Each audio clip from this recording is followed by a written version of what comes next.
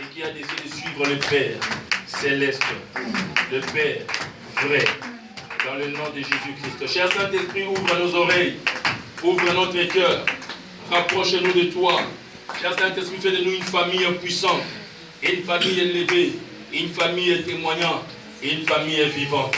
Dans le nom glorieux et puissant de celui qui vit et règne, nous prions ainsi d'un seul et commun accord.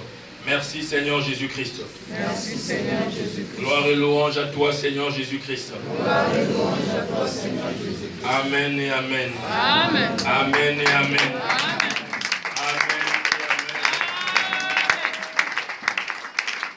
Ce soir, nous allons adorer Dieu pour quelque chose de facile. Et le thème de notre adoration, c'est si aisé et bénissante de le dire. C'est si aisé. C'est si aisé et bénissante de le dire. C'est apostrophe EST. Si aisé, tellement aisé. Aisé, A-I-S-E-E. C'est si aisé et bénissante de les dire. Après avoir pris ce thème, tu prends la lecture que nous venons de lire, Luc chapitre 5, verset 17 au verset 26, et je le dis à celui qui est en train d'écrire et qui peut écrire. C'est si aisé et bénissant de le dire.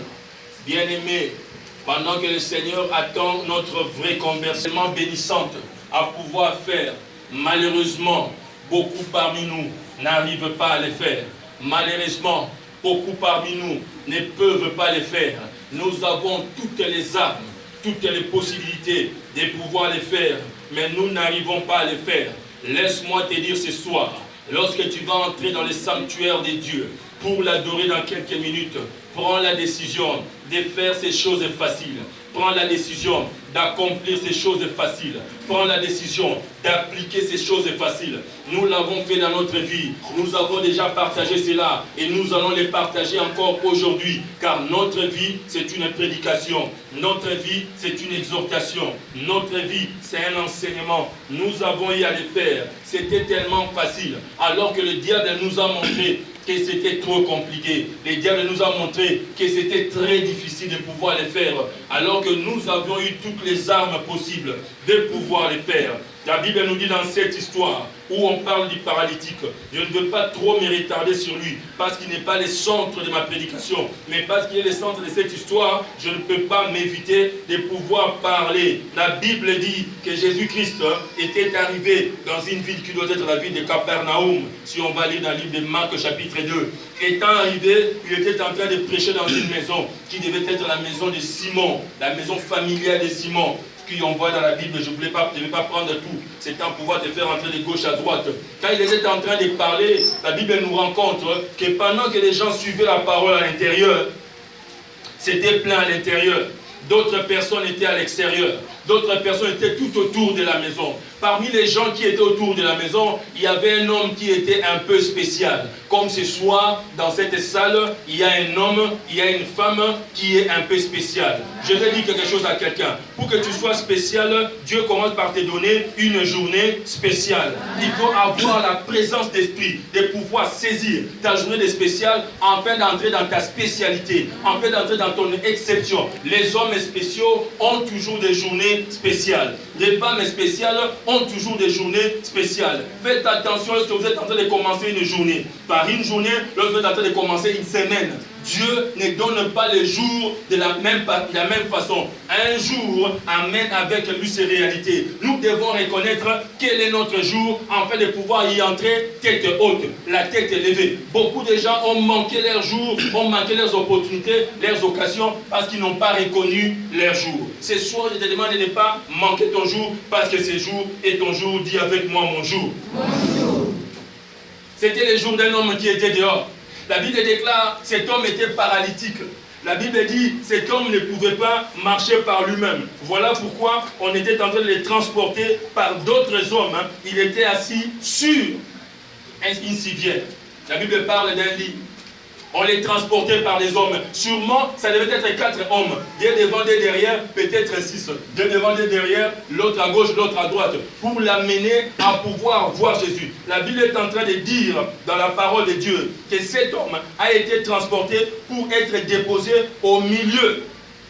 Voici des gens, verset 18, portant sur les lits un homme qui et chercher à les faire entrer et à les placer sous le regard de Jésus-Christ. Ils ont voulu que Jésus puisse regarder cet homme. Mais comme il ne pouvait pas passer par la porte, c'était plein. Comme il ne pouvait pas passer par la fenêtre, c'était plein. Ces gens ont décidé de pouvoir, si on lit dans le livre de Marc encore chapitre 2, aller défaire le toit, aller découvrir le toit, afin de pouvoir faire descendre leurs frères, leurs compagnons au milieu de Jésus-Christ. Parce qu'ils ont dit, aujourd'hui est le jour que notre frère, que notre compagnon doit vivre son miracle, doit vivre sa délivrance. Et dit miracle et délivrance avec moi. Miracle. Il y a toujours un jour où on vit son miracle. Il y a toujours un jour où on vit sa délivrance. Ça dépend de la manière dont on est en train d'agir. Ça dépend de la manière dont on est en train de manipuler les temps, manipuler les minutes, manipuler les heures, manipuler les secondes, afin de pouvoir attendre. La Bible dit qu'on l'a pris, on l'a descendu. Quand on l'a descendu, il est tombé juste au milieu. Et comme il descendait, et comme il ne savait pas où l'introduire, à cause de la foule, l'ayant fait passer, quand Jésus l'a vu, Jésus dit, voyant sa foi, tes péchés te sont pardonnés. Quand Jésus dit tes péchés te sont pardonnés, il y avait des scribes, il y avait des Sanhédrins, il y avait des pharisiens. Le verset 17 dit, qui étaient venus aussi suivre la parole. Ces gens suivaient Jésus. Ces gens, ils savaient que Jésus avait la parole. Voilà pourquoi ils disaient même en eux-mêmes qu'on devait suivre leur parole, mais ne pas suivre leur attitude. La différence avec Jésus qui disait aux gens, suivez ma parole et faites ce que je vous dis de pouvoir faire. Alléluia. Amen. Quand ils virent que Jésus dit à cet homme, tes péchés te sont pardonnés, il dit blasphème. Comment est-ce que cet homme peut dire les péchés de cet homme est pardonné alors qu'il n'y a que Dieu qui peut pardonner les péchés? Jésus leur posa la question, et c'est là-bas le centre de notre message. Il leur posa la question à ces hommes, lesquels est plus aisé de dire tes péchés te sont pardonnés ou de dire lève-toi et marche. Ça, c'est une interrogation qu'il leur donne. Qu'est-ce qui est plus aisé de dire à quelqu'un tes péchés te sont pardonnés que de dire à quelqu'un lève-toi et marche?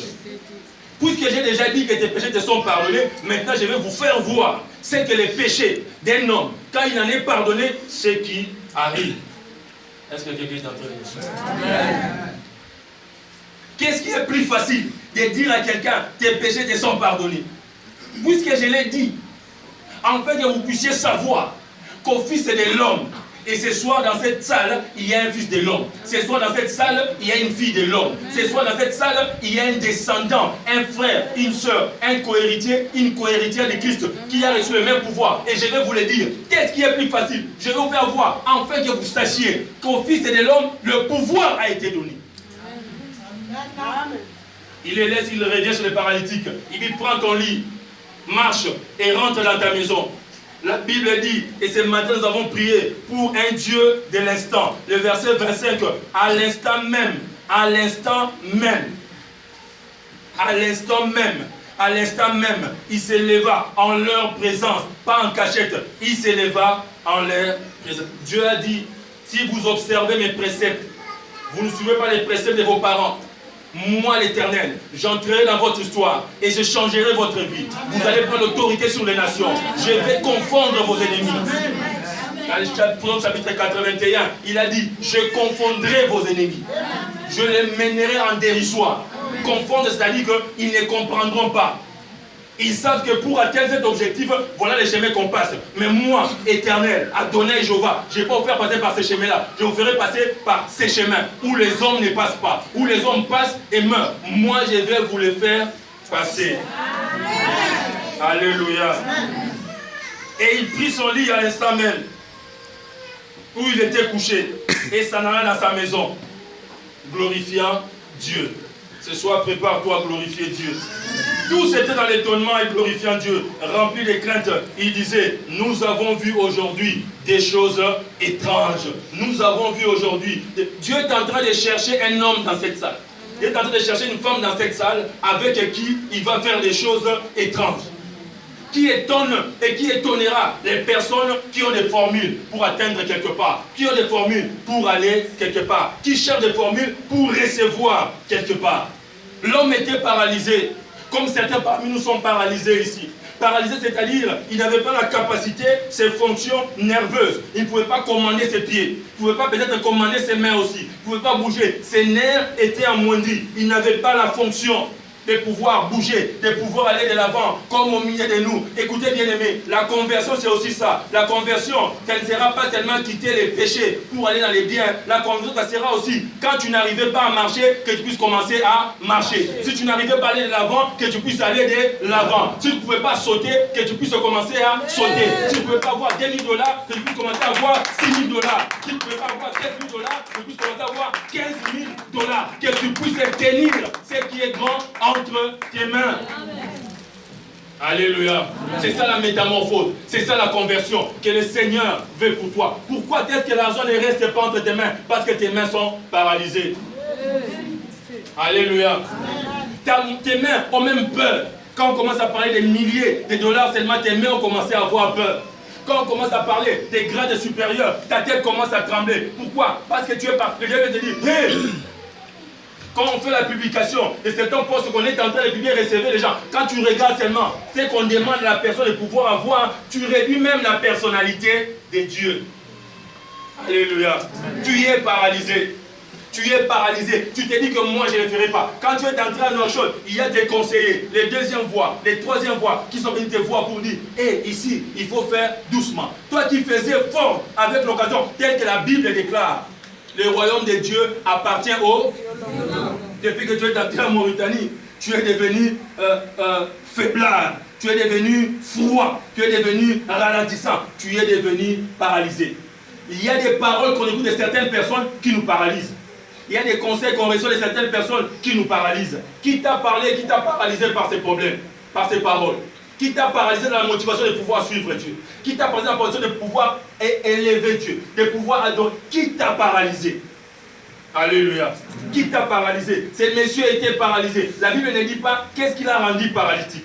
La Bible ne dit pas qu'est-ce qui l'a amené à pouvoir vivre ces temps. Mais la Bible dit une chose, et c'est la meilleure à pouvoir faire. Car la fin d'une chose vaut mieux que son commencement. La fin, c'était de pouvoir être amené chez le Seigneur. Je vais vous annoncer quelque chose. Ces messieurs étaient bénis. Ces paralytiques étaient bénis. Et c'est de là que je vais prendre mon message. Il était béni parce que la Bible dit, autour de lui, il avait des personnes qui, voyant qu'il était paralysé, l'ont pris sur son lit, l'ont amené, cherchant à le faire entrer dans la présence de Jésus-Christ et le poser sous les regards du Seigneur. Dans notre paralysie, pour entrer dans notre conversion véritable, dans notre vraie conversion, le Seigneur va nous donner des personnes. Le Seigneur va nous envoyer des personnes. Le Seigneur va mettre sur nos chemins des personnes. Il y a des choses qu'on ne pourra jamais faire nous-mêmes. Écoute, c'est Dieu qui a décidé qu'il y a des choses que tu ne pourras jamais faire toi-même.